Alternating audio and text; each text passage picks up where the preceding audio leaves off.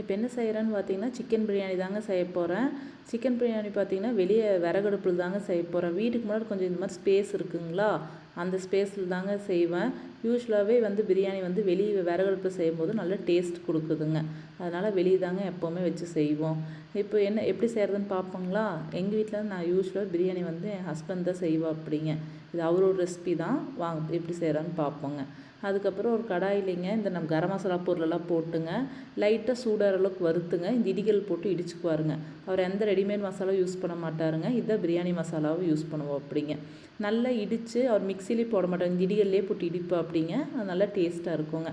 அதுக்கப்புறம் நெய் கொஞ்சம் எண்ணெய் விட்டு பிரியாணி பாத்திரத்தில் நெய் கொஞ்சம் எண்ணெய் கொஞ்சம் விட்டுங்க.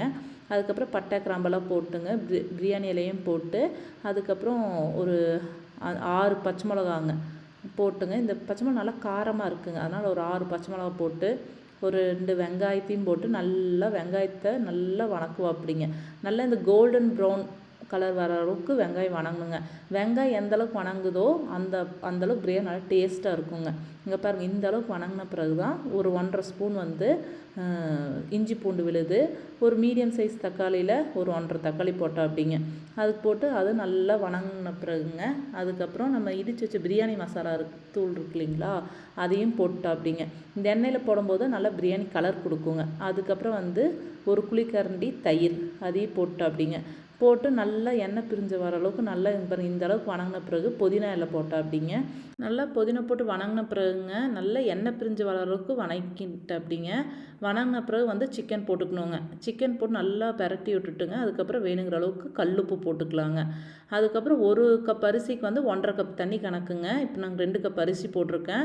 3 கப் தண்ணி ஊற்றிட்டோங்க. நல்லா தண்ணி கொதி வரும்போதுங்க சீரக சம்பா அரிசி ஊற வச்சது போட்டுக்கணுங்க. அரிசி ஒரு 10 நிமிஷம் ஊறினா போதுங்க. நீங்கள் தக்காளி போடும்போது அரிசி ஊற வச்சிங்கன்னா கூட போதுங்க. ரொம்ப நேரம் ஊற வேண்டியது இல்லைங்க. இந்த அரிசி ரொம்ப நேரம் ஊறிச்சுன்னா குழஞ்சி போயிருங்க. அதுக்கப்புறம் இந்த தண்ணிக்குமே அந்த அரிசிக்கு கொஞ்சம் கொதி பிடிச்சி வரும்போதுங்க அதுக்கப்புறம் ஒரு 1/2 மூடி லெமன் ஜூஸ் ஊற்றிக்கிறோங்க.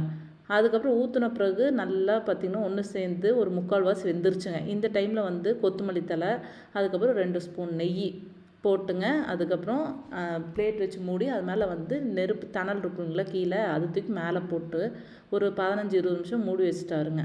அதுக்கப்புறம் ஓப்பன் பண்ணால் சூப்பரான சிக்கன் பிரியாணி தயாராகுங்க.